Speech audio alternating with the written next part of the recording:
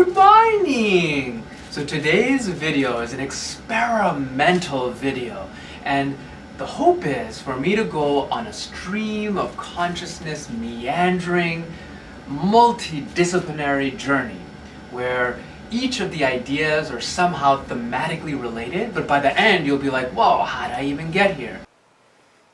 Okay, so this story, the first part of it starts in the last video that I did. And the last video was a quarantine training program. And my mother was disciplining me and I was doing squats with a log. Now, the next question I had was, what kind of other exercises could I do with a log? And I've always wanted to do the clean and jerk, but I've always been, nervous to do it in the gym because people would watch me. So I decided to do it with this log. And what's really interesting is I found a paper on the clean and jerk, and there's also a variant called the log lift that they do in the strongman competitions. And it's very similar, the only difference being that you have one transitional step where you take the log and you balance it on your thighs. Now, to be able to do this, what I figured out is that I probably need to strip the bark off the log. And the reason for that is that the bark was really mushy and there's all sorts of stuff there. And that is when a huge tragedy happened that made me feel very sad. Okay, and what happened was that as I began to strip away that bark, I revealed an ant colony. And it was a beautiful ant colony, and they were all panicked because their children, their beautiful babies, were exposed. And at that point, I realized that those ants had to make a very complex decision, a decision that would make any human panicked and they would not know what to do. It's a very difficult decision, like what do we do? Where do we go as a group? What is going to maximize our survival? And so I began to think about decision making in ants, and that's when I remembered that many years ago I had lunch with a famous ant biologist by the name of Bert Haldobler, and he had come to Brandeis to give a lecture on ants, and the topic was ants as a superorganism, which is a mind-boggling, interesting idea that a single ant is just a stupid little insect that doesn't make good decisions. But the colony as a whole is almost like an intelligent, singular creature, and the decisions the colony makes are rational. And are intelligent, you could even say.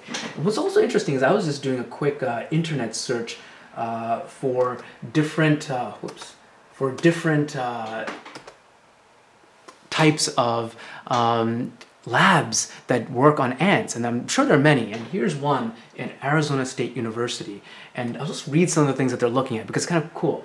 One is emergent computation and collective decision making.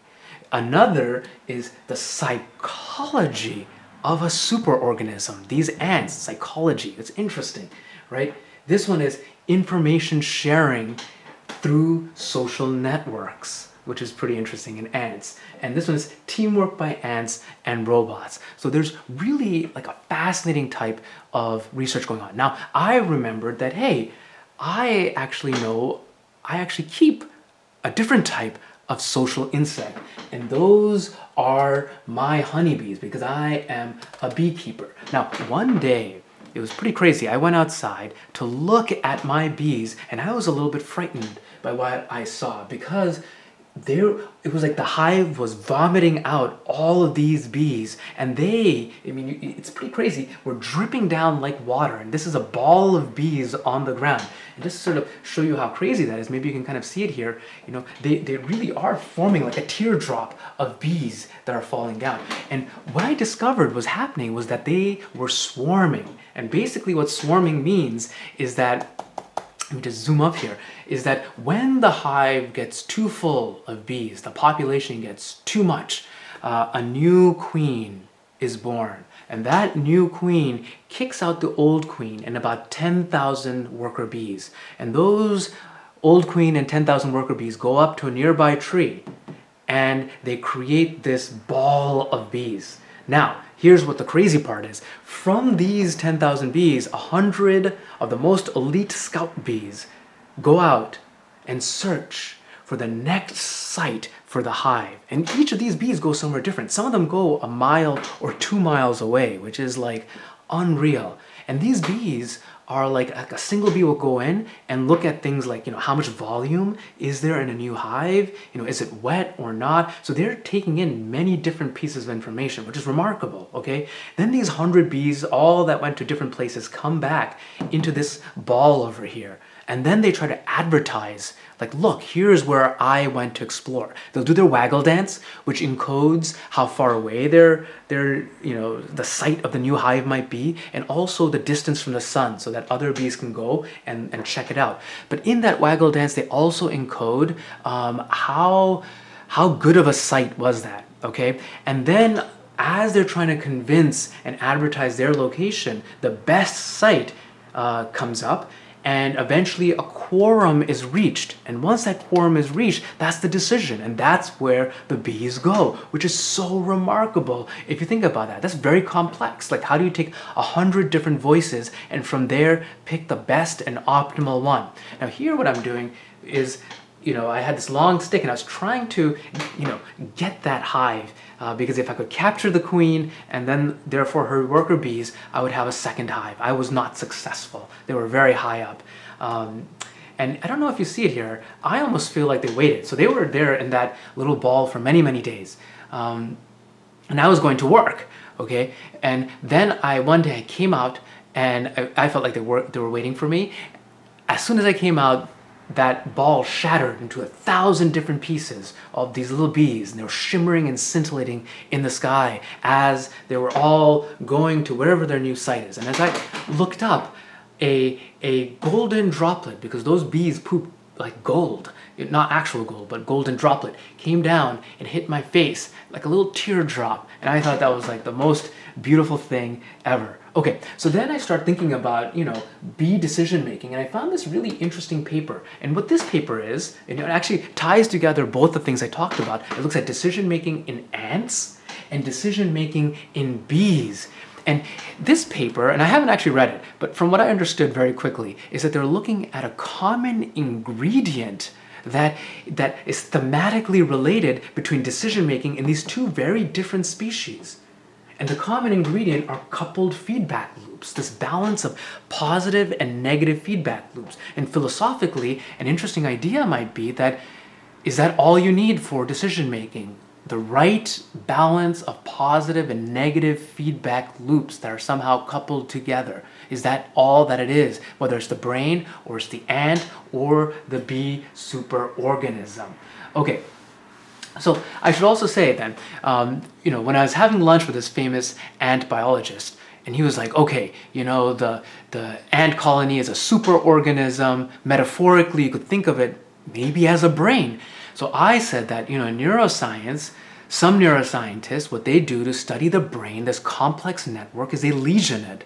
And as they lesion it, they look at how does the behavior change of the organism, of the system. And so I asked him, do you do this while studying ants? I didn't think he'd say yes, but I was surprised to learn that that's what they do. They'll take this ant network, they'll take out a bunch of them, and then they'll see how does the network respond and balance from there. So I was really surprised. And then I began thinking about artificial intelligence. Because artificial intelligence is also a series now of neural networks that they simulate, these deep learning algorithms. And one idea would be, is that, and maybe they're already doing it, is that because we have no idea what these networks are doing, one way to study these artificial neural networks would be to lesion parts of it and see how does the system respond to it. Now, as I was searching that, I found something really, really fascinating, which is that, there is, let me see if I can find it, a really interesting, in computer science, optimization algorithm called the ant colony optimization algorithm. Okay, and what they do is, the basic idea behind optimization is that you have this complex, maybe multi-dimensional parameter space, a whole bunch of ways to do things, and you're trying to find a optimal solution. But in your way are all these suboptimal solutions. Like think about shooting a basketball. you can shoot it and kind of get it in, and that's your suboptimal solution. But really, training is all about finding that perfect angle and release velocity and things like that. So how do you find in this complex terrain, in this parameter space, what the absolute solution is? And so what they do is they simulate ants to go and crawl around in this parameter space. And these ants, when they find a solution, leave pheromones. And in that way, they're able to find what the global solution is. It's really fascinating that they're doing that. So I was really interested by that. Okay, so the last thing is that, these are really, really amazing creatures. So how do you honor them? And so a few years ago, I had a new queen bee because my colony had sadly collapsed. And the new queen bee, she came in this box, and it was her and about 10,000 bees. And I asked my mother, who does some really great content, this is actually on her website, where she takes ideas from her culture and mixes them together and customizes it so that it can fit a person's, what they want. So she took different ideas from Hindu ceremonies, and here she's doing a water offering for the queen, and then she does she offers these powders and they sort of represent prosperity and well-being, and then she offers a sweet. This is a piece of honeycomb from the bees from last year. All right, so last time we had welcomed the queen bee, you had sung something. Can you sing it for me? And then afterwards you can tell the meaning. Yeah, sure. I picked this one because we keep losing our bees and I want them to remember to come back.